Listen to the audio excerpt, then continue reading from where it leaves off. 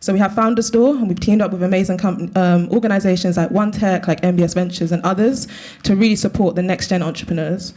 And then we have TalentDoor, which is a series of events providing diverse talent with opportunities within the tech ecosystem. And companies like FT and Clio are supporting us to do that.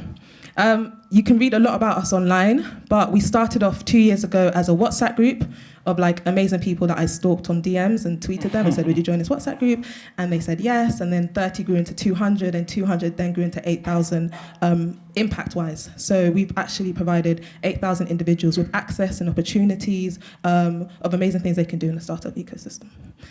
So yeah. Cool. So we're going to talk a little bit about FoundersDoor, but what is the problem that exists in the startup ecosystem?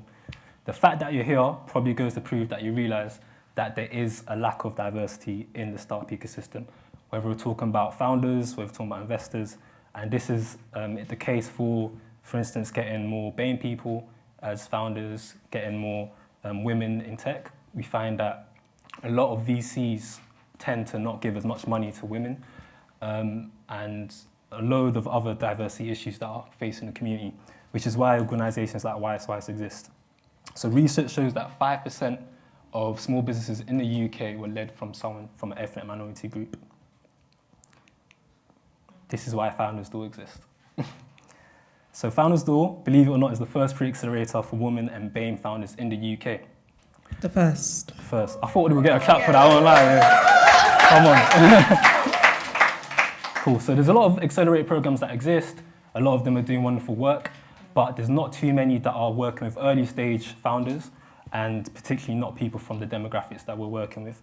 And this proves to be an underserved community, and of course there's a lot of talent. Talent is distributed equally around the world, so it should be the case that more people from these groups are also represented and get the support they require. So how has FoundersDoor worked? So it works over the course of 6 weeks, and the cohort received access to workshops led by experts, loads of different events, and mentorship from people from throughout the startup ecosystem. As well as that, they had 2 months access to workspace and also some prizes, which has helped them work essentially to push their startups over the course of the 6 weeks and thereafter. They got laptops. Some people got laptops. We got laptops, we got mics, we got podcast stuff. So yeah, they're definitely winning. And firstly, we also has been made possible through our program sponsors, so nationwide MBS Ventures, as well as supported by the Mayor of London. So this is on the design. So we teamed up with Capital Enterprise and OneTech and all our great sponsors to design a program that was really fit for purpose. So a pre-accelerator, what that means is it's a program that supports entrepreneurs in a very short period of time and helps them take their idea to MVP stage. So whether they validate an idea, which is great, or even use that program to invalidate an idea. Now currently, there's a lot of accelerators are out there. There's a few pre-accelerators, but the way they are designed is not diverse. So often they require you to take time out of your working day to come and attend a program for about 3 months without getting paid and without necessarily getting investment. So you're having to take time off work to come on a Tuesday to work on your side hustle. I know when I was working full time, asking my manager to take time off work to go and work on a business that's gonna make me millions wasn't that easy. So for us, when we were designing the program, we said this is gonna be on a Saturday.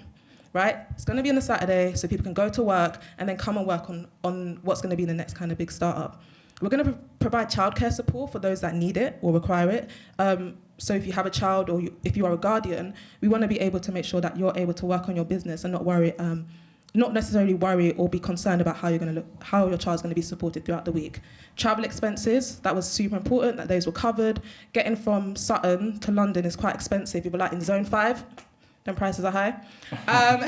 And mentors. So within accelerators, usually there's mentors. And a lot of mentors usually kind of come onto these programs because they want to put something on their LinkedIn profile, they're trying to get an award, but they're not really providing the support that those individuals need. So for us, we said instead of having mentors, we're going to have champions, right? You're going to be that accountability partner for those teams.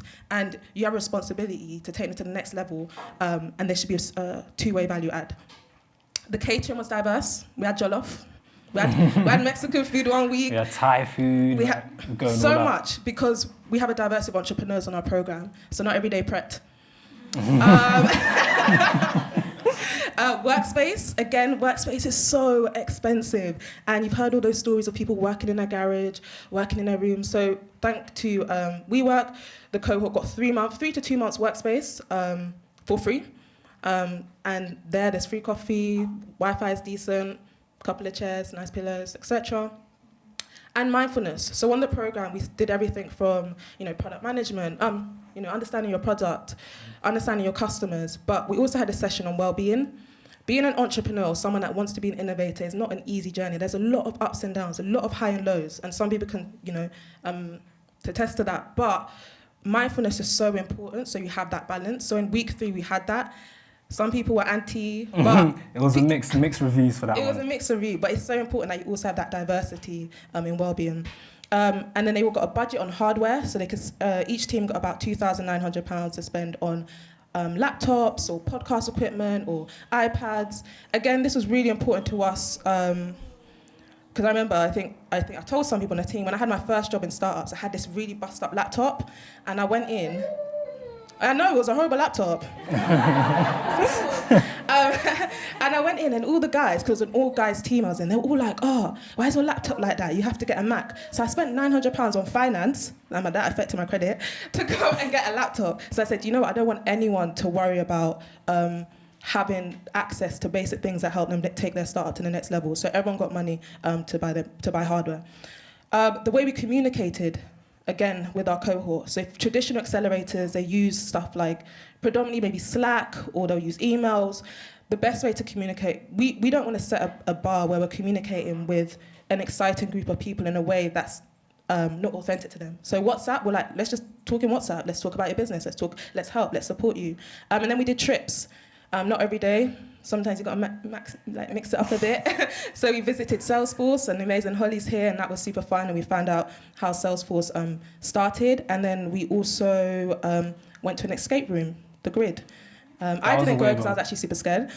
But you guys went, and that was fun. Basically the concept was you're going undercover for an evil startup that are trying to take over the world.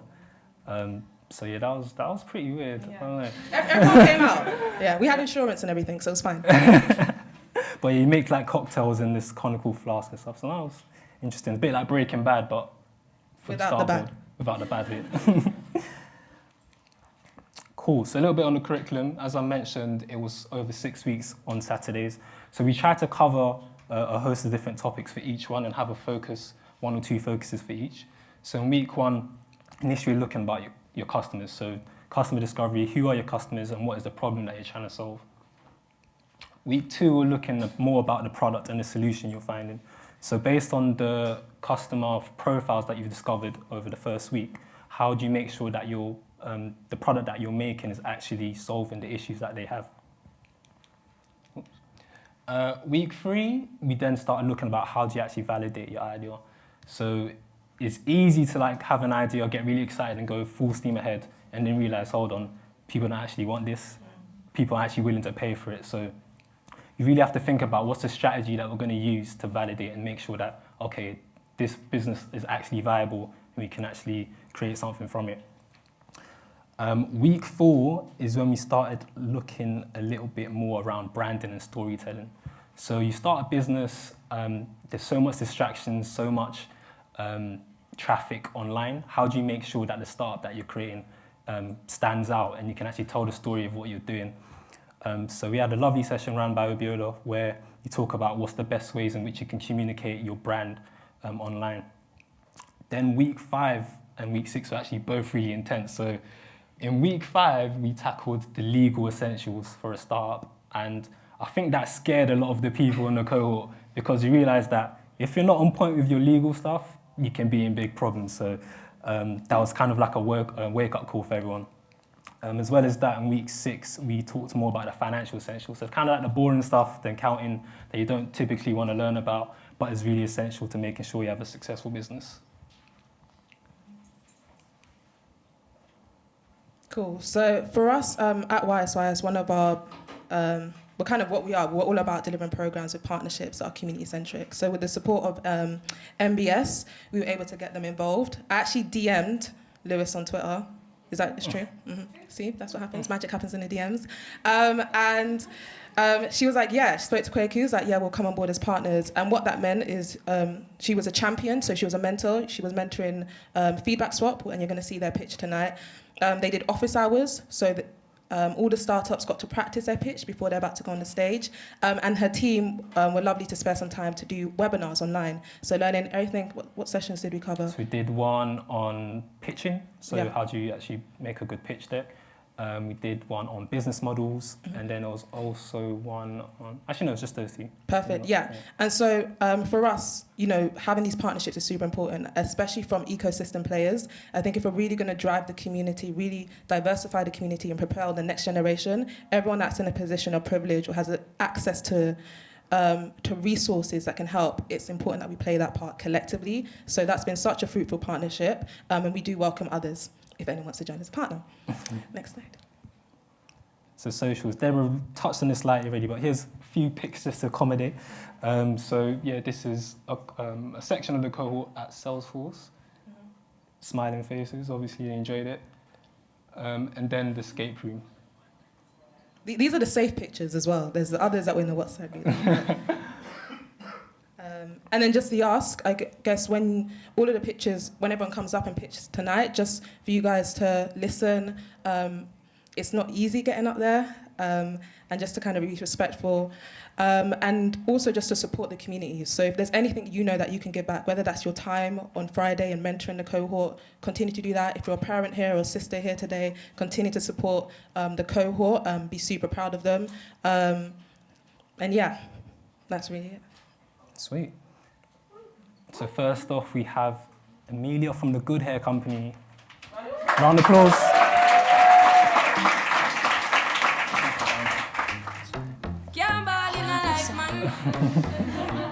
I'm not going to dance, it's too embarrassing.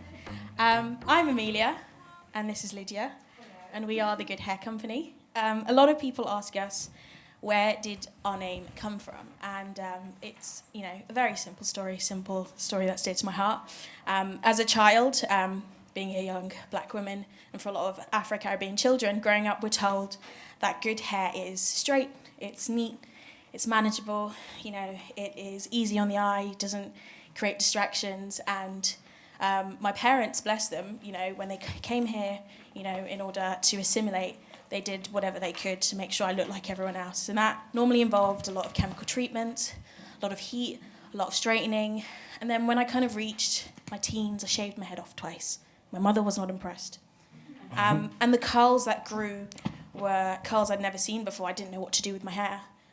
But they were the strongest they'd ever been, the longest it's ever been, and it was truly beautiful. And like my hair, when it was neat and assimilating and helpful for my parents as a child, was beautiful, my hair now is beautiful, will always be beautiful, and that's my good hair story. So that's kind of the history as to why we've named it the Good Hair Company. So, we have got a problem. The problem essentially is it's people with textured hair, so wavy, kinky, curly and coily, are struggling to find information about their hair types, how to manage and maintain their hair, and also the right hair products for their hair care. There's also a lack of accessibility to hair care products that might be out on the market or might not be out on the market, and there's a lot of time and money spent on the wrong products. The annual hair care spend in the UK was 5.25 billion, of which 80% was made up of black women. So black women tend to have the most diverse type of hair types, from straight to kinky and coily, and they are really dominating this hair care spend.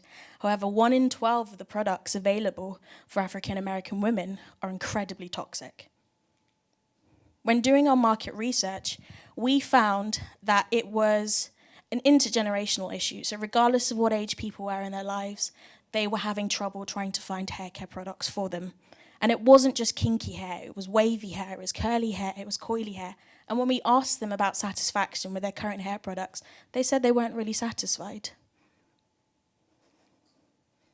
What we then also found was this wasn't just an issue that was really prevalent amongst Black and Afro-Caribbean women. This was a problem that we had amongst all different races. So here we have a hair chart which details wavy to kinky coily hair. So 2 A's. So the A section is normally kind of like the section that has bigger curls, so they normally struggle with frizz, while as the C section is normally the section that has kind of tighter curls, and they normally struggle with retaining moisture.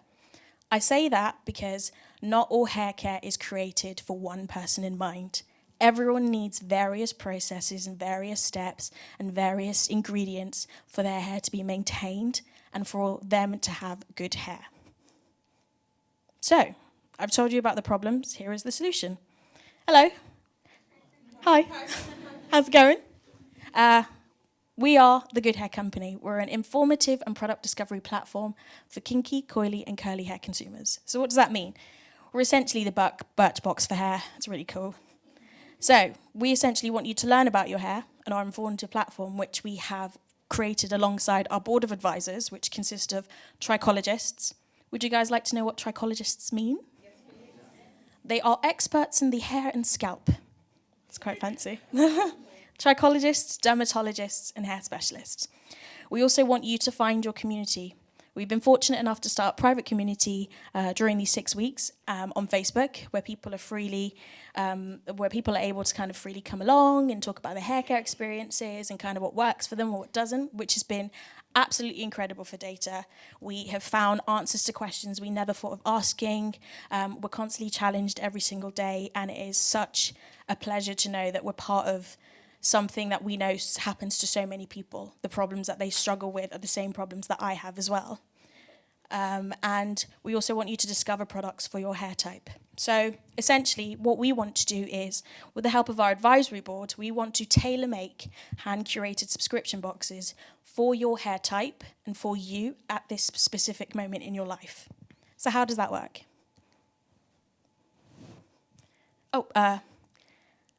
Bite-sized beauty, sorry. So what is essentially going to make us stand out is the fact that we're using kind of smaller-sized travel-sized products. And there is a specific reason for this. So we found that a lot of people were spending a lot of money and a lot of time on the wrong products. We want to help eliminate that and ensure that the products that you are using, you can use and finish, and they aren't collecting dust on the shelf. We also want you to be able to discover and be introduced to new products without the kind of weight of knowing that I've got to fully commit to buying a full-size product. And we want it to be mobile with you. A lot of people are on the go. They're always looking for little things and products that they can take with you. With a travel-size product, that's not a problem at all. You're moving and you're meeting new people and you're going to meetings. You want to look presentable, and you want to ensure that you've got the products to help you look that way. So here's our user journey. So our user signs up on our website using our onboarding quiz, and we ask a series of questions to help us best cater the products to you. So this will involve kind of like your hair length, whether it's dry, do you have a lot of split ends, what products do you use, what do you like and don't like. And then from there, with the help of our advisors, we're able to tell you your hair type. And you've got one of two things you can now do. You can now go on our website and look at the information based on the findings that you've received about your hair type, and kind of how to maintain and what you can do next. Or you can go straight to step 3 and sign up to our subscription box. So then once you've signed up to our subscription box, we put together this amazing, incredible box full of goodies that are perfect for your hair at that moment in time. And then once the month's up, we want to celebrate. You know, you've been through an amazing journey of, rediscovering yourself and your curls. It's beautiful. And this is where we want to introduce some more goodies for you. So in exchange for kind of discounts, we want to hear about how your experience has been. So we ask this because we are really, really, really, really, really, really, we really want to know how we can better tailor your experience, because it's all about you. It's about your hair care experience. You've given us the trust in order for us to find the best products for you, and we want to continue building that trust. And also the great thing about the data is that we can then relay it back to bigger brands and tell them that this product that you supposedly said was for XYZ actually works best for this hair care brand. Maybe you should think about how you're marketing this. This is our business model. So at the moment, we're looking to start a subscription business model, as well as affiliate marketing. So for a fixed monthly fee, we're able to give you X amount of products, and then once you give us feedback, we're able to give you discounts on full-size products. In the future, we're looking to have a direct marketplace, advertising, and also consulting. So subscription boxes, they aren't a new thing. Here are some of our competitors who are absolutely dominating the space. Birchbox, the OG subscription box. Treasure Tress, one of the leading black hair subscription box companies. Curlybox, and Natural Curlies. Now, if we're looking at the last three, the great thing about them is that they're absolutely killing it. So we instantly know that there's a market for it. However, one thing that they all tend to provide that we aren't going to provide is full-size products and kind of products for everyone. And we already know that one size doesn't fit all.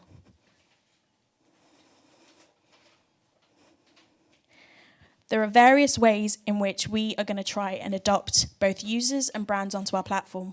We really want to emphasize that it is a community-based service, that we're all here together sharing our journey, and we want to be here with you.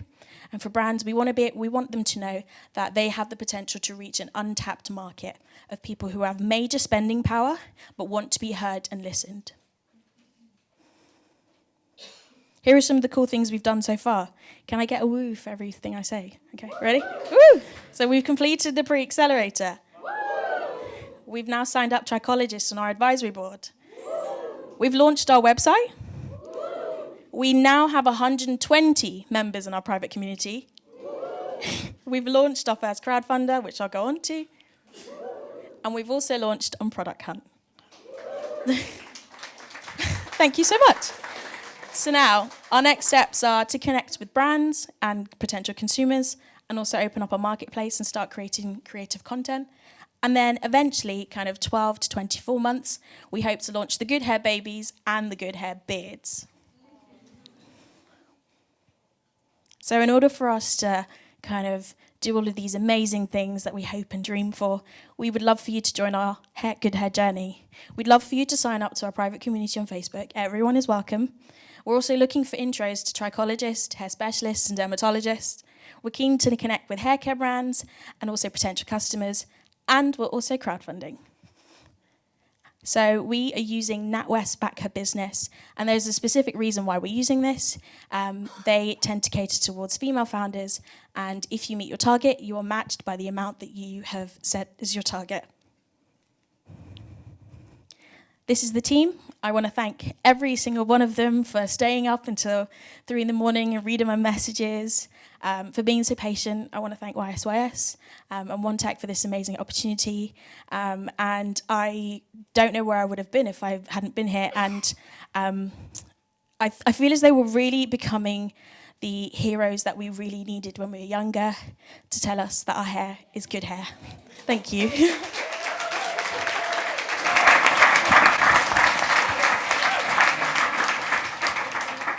Can we get another round of applause for the Good Hair Company? Job's actually a very funny thing. I'll tell you why. There's some stats here. 74 days. That's how much time we spend at work per year. 6 romances over the lifetime you have at work. 812 arguments with your staff members. And 7,967 cups of tea or coffee will be brewed. The point I'm trying to get across here is that we spend a lot of our life at work. Some would argue too much. In case you haven't realized, I'm black. Sure, it's okay. Why I'm saying that is I come from a diverse background. So I'll tell you a bit about the current employment market. 12.6% of people similar to myself, to some of you in the audience, are working in London, in the UK. and only 3.2 of those are from backgrounds similar to us. If, as a community in the UK, we were to make use of the talent from diverse backgrounds, we will have an increase in £24 billion. That's a lot of money. I can't really fathom how much that is. Probably enough to take up the whole room. Do you agree? Something like that. What is the current problems that myself and perhaps some of you are facing? I'll run you through it. I touched upon it before. 74 days every year spent at work. I personally, maybe some of you agree, have to conform. I don't quite feel I can be myself at work. Do any of you agree? Perhaps we put on a mask. 74 days of every year you spend trying to be somebody you're not. It's tiring, don't you guys agree? Another problem, the current recruitment process fundamentally is flawed. And I'll give you an example. Construction, an industry set to grow by 1.5% every year from now until 2023. 168,500 jobs to be created. Only 7% of them come from a BAME background. 16% of them are women. Why? The traditional recruitment process is flawed and there's a bias, and that's what myself and the team are trying to solve. The overarching problem we're trying to eradicate is there's the fallacy that where you come from is a determinant, a predictor of where you'll end up. I know my past doesn't define my future. I like to think many of you also agree with that. So on that note, allow me to introduce myself. AJ, the co-founder of a company called Spiela. We are a social collaborative marketplace looking to help individuals like yourself, and some of the audience partner with socially aware companies who will embrace, challenge, celebrate your difference so that you don't have to spend 74 days a year pretending to be somebody you're not. Because as we've already touched upon, it's tiring, it's draining. We don't have to do it. There's other ways. Our big, hairy, audacious goal, and it's a big one, is to positively impact 50 million young people globally. As I touched upon before, where you're coming from is not a determinant to where you're going. We want everybody to have a positive life story. Why? I'll tell you about myself. Grew up from Southeast London. Father went to jail, deceased. Brother joined the gang, did a bunch of nonsense. I was teetering down that path too. Here I am, a graduate, promoted in my new role in sales, enjoying myself. How's it going on, man? The key point I'm trying to get across is the AJ of 7 years ago. If you guys saw him, and I told you some of the accomplishments of the AJ of 2019, two different people. People can grow, people can develop, and that's what me, myself, my team are looking to support with. I'll tell you about some of the interesting stuff. I personally studied accountancy, so this stuff is quite interesting to me. Right now, the total serviceable market in the UK is that figure there, 16.84. There is 1 million people from working class backgrounds here just in London alone. These are people we want to help. I'll tell you another really interesting fact. Companies spend £5,000 recruiting hires. There are 1 million small businesses in London, 1 million businesses between 1 to 50 in headcount. These are our target demographic. Why now? Why us? No country will reach gender equality, and more importantly, for people from diverse backgrounds, the future where equality meets for us is unforeseen. What we're trying to do is to create a platform, a network for people to meet up with people from amazing backgrounds like some of you here, people from the YSYS community, mentor, have the opportunity to get internships, jobs, placements, really not to let their present situation predict their future. Here are some of the companies we are looking to partner with. Some of the companies we've already partnered with. And what do they get? They get the opportunity to work with us, to have a diverse talent force, to reap the benefits of having a diverse workforce, the financial benefits, but also the social too. Here's our business model. Time is running, I'm being told, so I'll wrap this up relatively quickly. Our market predictions is that we are going to sell 1 to 2 of our subscription models per month. So between now and 6 months, we should be looking to get 5,000 in annual recurring revenue. Here is our competition. They don't focus on individuals from unique backgrounds who don't have the grade qualifications. Let's say you didn't get A's or B's at GCSE or A-level, or you didn't get a 2-1 at university, and you're from a diverse background. Shit. The odds are stacked against you, most definitely. These companies here will not support you. We are looking to do that. Here's what we've done recently. A few months ago, we hosted an event. We had young people from Lewisham, one of the boroughs one of my co-founders is from, meet up with different companies. There was amazing music. There was a good vibes. You guys should have been there. You missed out. But don't worry. There's one next year, going to be bigger and better. Here's what we've done so far. 2,000 people in our community. Email list, 25 people strong. We've attracted some of these influencers you can see on the screen.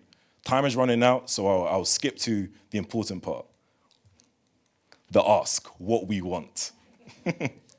We want you to help us. 50 million people. That is a big fucking number, excuse my language. How can we get it? We want you guys to help us. We're looking for you to join our network, help us with mentorship, join our board, jump on a podcast, get involved. Thank you so much for the time. One last thing. If you've enjoyed me talking, which some of you have, some of you haven't, I see some no reactions, we'll find out. We have a podcast. Listen to me a little bit more, perhaps. Thank you so much. Turn on. Hi everyone, so I'm here to present Novus Ardem, and so how we kind of started. So I study accountancy at Pearson Business School. Near my uni there's a lot of art galleries. I really like going to art galleries, but it was always kind of daunting because when I would walk in, there was no one that looked like me, there was no one my age, and I just felt kind of uncomfortable and kind of unwanted. No one would come and really approach and speak to me, so I was like, okay. That's one barrier. And then the second barrier, clothing. I love fashion, love designers, love kind of working with fashion, seeing how it works, seeing people how they think and constructing something that's very different. But how often have we heard names that are different? You hear Christian Dior, Louis Vuitton. They all have a similar ring to it. You see where I'm going with this. So that was another problem that we're here to tackle. One fact is that 55.1% of UK artists earn less than £5,000 a year from their art. So on that, as we all can agree, that's not sustainable to live on, and no, we won't be able to manage to do that. But we would all love to do something that would embrace ourselves and be able to support ourselves whilst doing it. Novus Ardem is built on an ethos that art would not exist without the viewer. So while saying that, meaning that there could be all the art in the world, but if there's no one to view it, it doesn't really matter. We basically collaborate with emerging artists, photographers, and other types of fashion designers and sculptors to create unique pieces of art that will be wearable. These are potentially some of our designs from the people that we partner up with. Problem. So it's quite difficult for fashion designers and artists to be able to get the break through the door. Like startups, it's quite difficult for them to find out who their niche is, who's their target market, and we are trying to help them validate that. Art galleries take about 40 to 50% commission of your artwork and your piece. Firstly, it's very, very difficult to even get through the door. But another breaking barrier is that 50% of the commission is taken straight off the bat of your piece, and you don't really see where that money goes. Another thing, we love to be ethically friendly, and our products are going to be made out of organic cotton and sustainable source materials. Not so it's like a tick in a box, but we actually think this is very important, and it represents a real big thing in our brand. So what we've done to do this.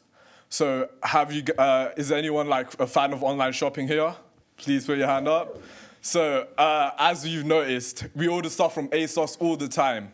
Comes in a plastic bag, what do you do with it? You throw it in the bin? Well, we all care about plastic so much, banning straws, this, that, but all our online deliveries are one of the biggest things that actually pollute the oceans. But nothing has ever been done about it. So we've created the rag bag.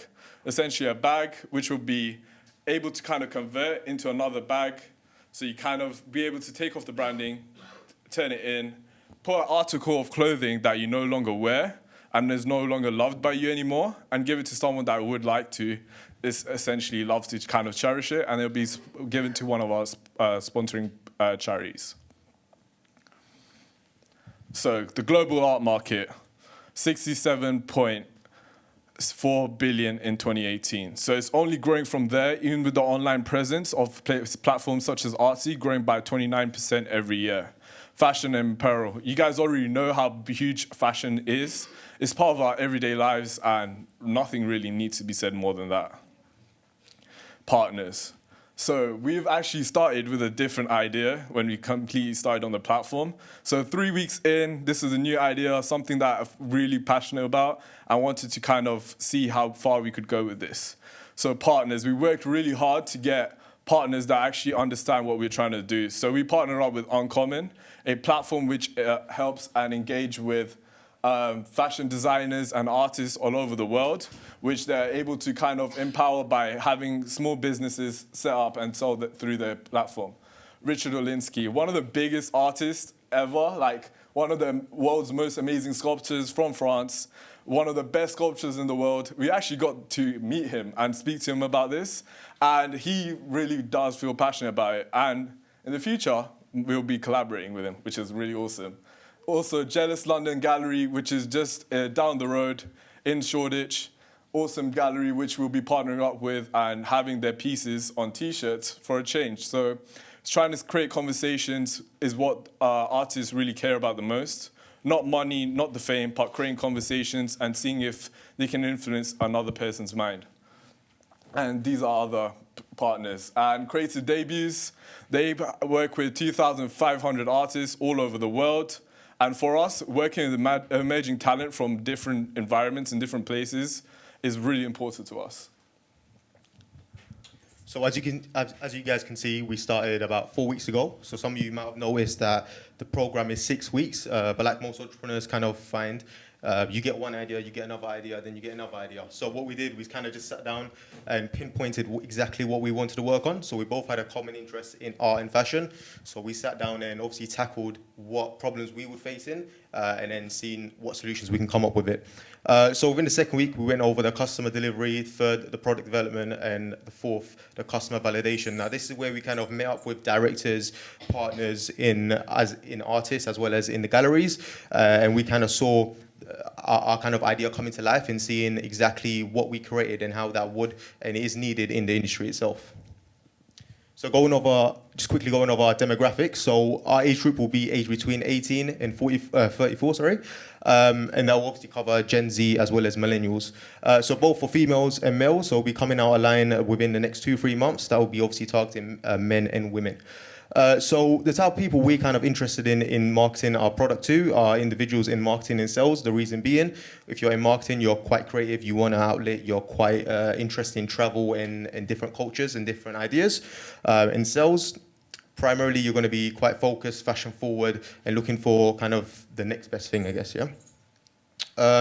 And in general, like hobbies will be fashion and art. The reason why we said fashion art is because in general, that's exactly what we're doing. But what we want to do is target two parts of the business where we had We have individuals that are looking to kind of invest in art but don't have 30 grand out of their pocket to kind of purchase an art piece. So we have individuals, because obviously our pieces are going to be quite limited, so of 100 pieces. So individuals that are looking to kind of invest in an artist where they don't have 30 grand, they can pay 60 to 150 pounds for one of the pieces. And just looking over customer acquisition. So the way we're looking to kind of get customers is just content marketing. So we're going to be quite heavy on social media marketing. So give us a follow. And just blog and magazine, just creating a kind of industry around us or a network where we can kind of put out magazines on networking as well as other kind of culture articles. So, do you want to go first? So vision. So essentially, as you can see from the shirt above, buying art from living artists, the dead ones don't need the money. That's the ethos we're built on, and that's the rag bag that we can be using. So it's something which you can kind of, after you receive your product, be able to send back to a charity, and it'll be able to be used again. So we are the founders. Don't really have much time to talk about us, so yeah. And so what we're going to be doing, so I'm quite happy to announce that after a lot of failures in terms of meetings, organizing, people wanting to charge a lot of money for events and stuff, we've actually been able to partner up with Adidas, which is quite sick. And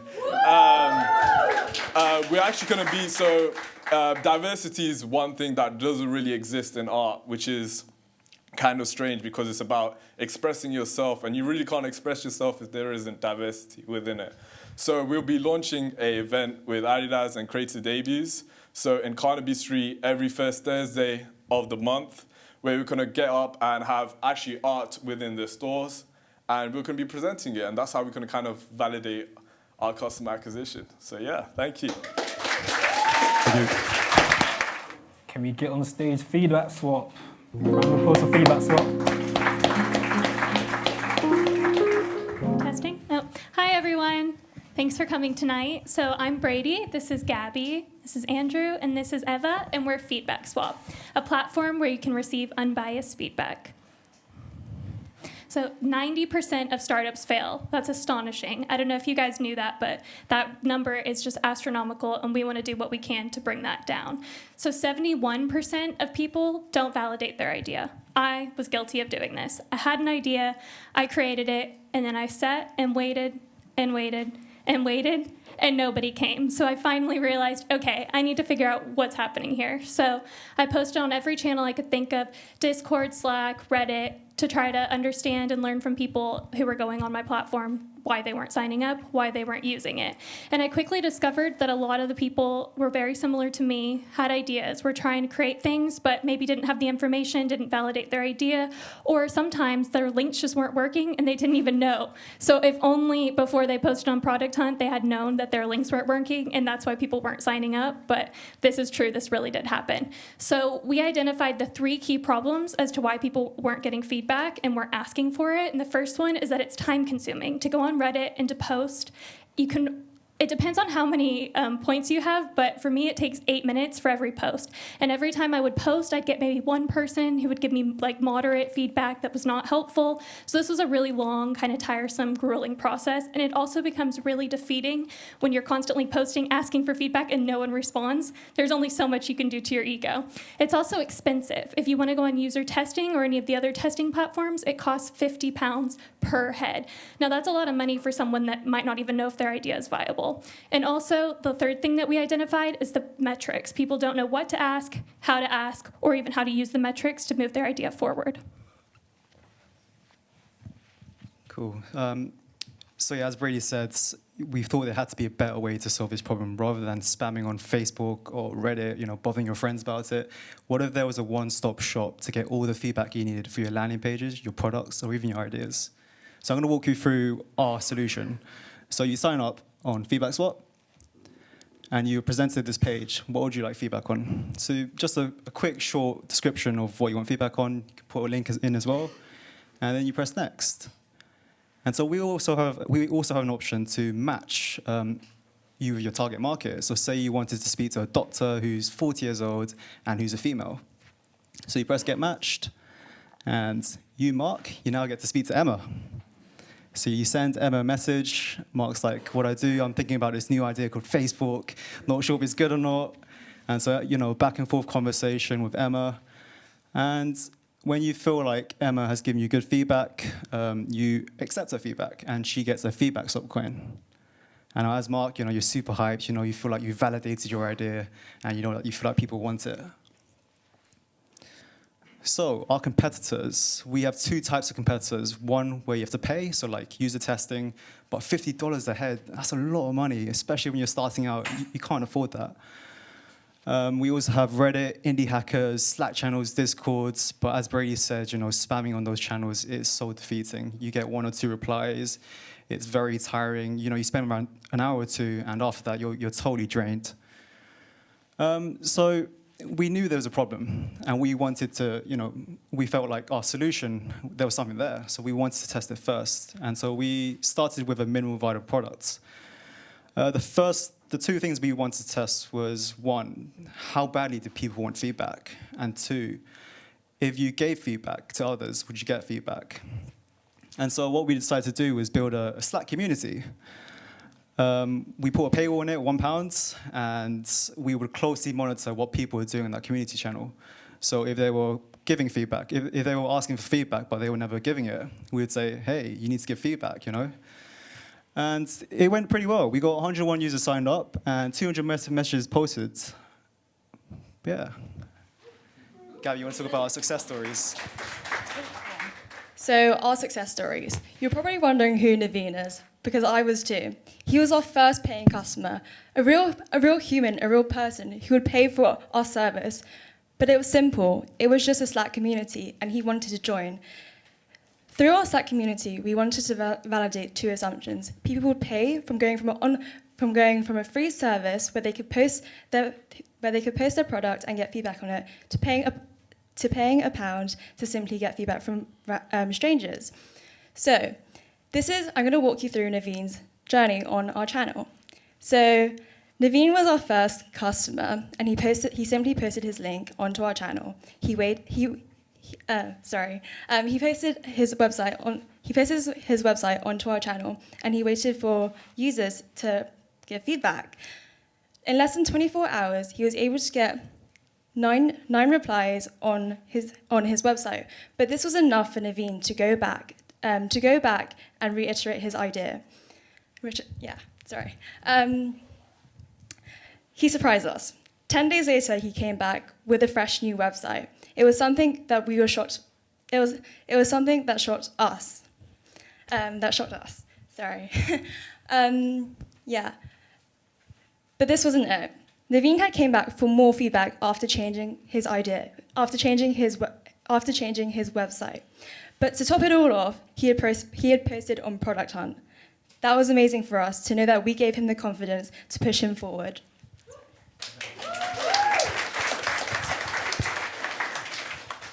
Now, in terms of saying good things about our idea, we were lucky enough to have users say it for us.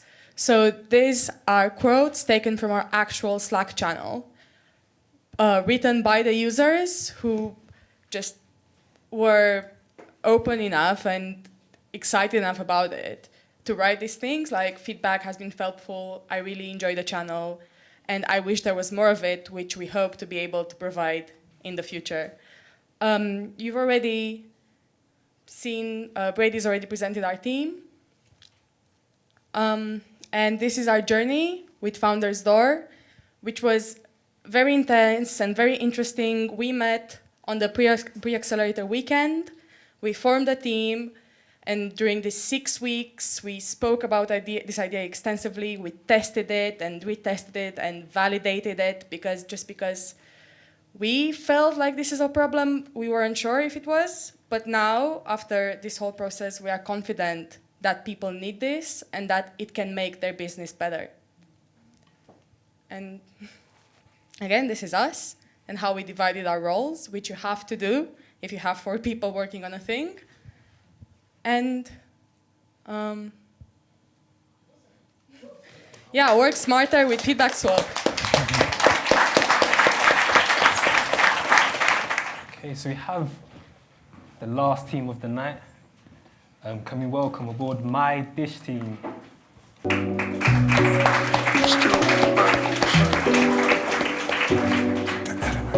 Shit, look. This is Natasha.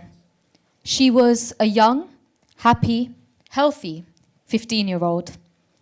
Until one day, she stepped in Pret, ate something, had an allergic reaction, and sadly died.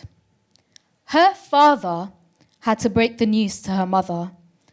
And unfortunately, this is not the only case, as you can see. Now, if we look at the bigger picture, in the UK, 2 million people are diagnosed with a food allergy. Now, this does not include people with food intolerances and undiagnosed people. On top of this, if you're sitting here thinking this doesn't apply to me, did you know that you can develop a food allergy at any age? So this can affect you. This can affect you. This affects every single person in this room. So we decided to do some more research and understand the problem better. And we found that 85% of people that we spoke to, out of the 186, said that they felt restaurants should do more to cater to their allergies. And 83% of waiters on the other side felt that people should understand their allergies better when coming in to eat. So, our solution is an on-demand, custom, bespoke menu for you according to your allergies, but also based on your location. So, from London to Leeds, from Lancaster to Leicester, you'll be able to get an allergy-free menu within a 5-minute walk on your work break or when you finished work, of course. So, once you've downloaded and installed and signed up to our app, you'll be able to fill out if you have any allergies. Now, at the moment, we cover the 14 main allergies as approved by the Food Standards Agency. Next, you'll be able to fill out if you have any dietary requirements, such as if you're a vegetarian, vegan, or if you have a gluten intolerance. Now, from this information, we'll be able to create and build a user profile on you and then provide you with a personalized menu of foods, menus, and restaurants that you can eat free from the fear of your allergies. In the future, we also like to add a personalized community aspect to the app, where MyDysh community members will be able to share their restaurants and their favorite recipes with the rest of the MyDysh community. That means more menus, restaurants, and recipes for MyDysh members to enjoy, but also more traction towards restaurants on the MyDysh community. So how did we validate our idea? We had to go out, we had to speak to people, and we had to see how they would respond to our platform. We messaged over 200 people in the space of 3 weeks, and we received such good responses from people saying that it was a necessary and vital part and how important it would be for their lives. So our market adoption strategy was to use a database that was compiled of the top 11 restaurants in the high street, and we used their menus and we put all their allergies into it. We also put vegan and vegetarian, because we realised that 1 in 5 people in the UK were either vegan and vegetarian, and this amount is constantly increasing as people gain awareness of how their food is produced. We sent 64 menus over Instagram and over WhatsApp, which we launched last week. Our business model. So we decided to partner with restaurants, and we are charging them a monthly fee starting at £20.99, and they will be listed on our app to gain traction and to gain more visibility. Sponsored listings will be at an increased rate because they will get increased traction and increased visibility. I know what you're thinking. This is amazing. But as amazing as it is, there are competitors in the space. However, none of these competitors do what we are doing all at once, and none of them do it as well as we do. People love the fact that whilst we're just giving out menus, we're also educating people. On our Instagram, we got amazing feedback that we had a dedicated story telling the difference between an allergy and intolerance, and the fact that celiac disease is none of these. People love the fact that we're personal. Right, quick. And the fact that on our WhatsApp business, we're not only giving out menus, but letting people know that Pet were giving out free cookies on Friday. I know you missed it, but I bought this just for you.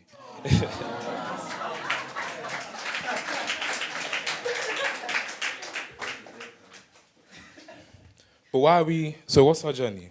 So far, as Kezia said, we've sent over 64 menus. And by the end of Q4 this year, we would like to start our crowdfunding, which they'll tell you more about. By Q1 next year, we'd like to partner with 12 independent restaurants. If you take out your phone now and search up independent vegan restaurants, you'll find 5 within the mile. Because this is something that is building more and more in London, and we'd like to be ahead of that. And finally, by Q3 2020, we'd like to have developed our app. Why are we the perfect team for this? Aside from all the ladies loving Emmanuel, our skills range from product design and sales and commercial aspect with me. Deshita brings experience from Seraphim, which I struggle to pronounce, in startup, and Kezia, who's made our beautiful Instagram feed, has been the forefront of our user experience and our sales. This time, teamed up with all of our advisors here, have made an amazing and holistic team to take this journey on every step that it needs. We're not finished, there's more.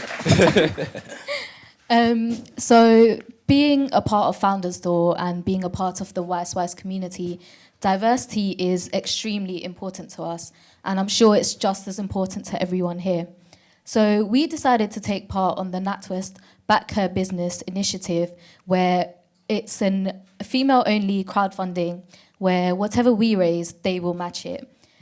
If you're here and you mentored us, if you see yourself using MyDysh or know someone who would, or you simply enjoyed our pitch, this is when we need you.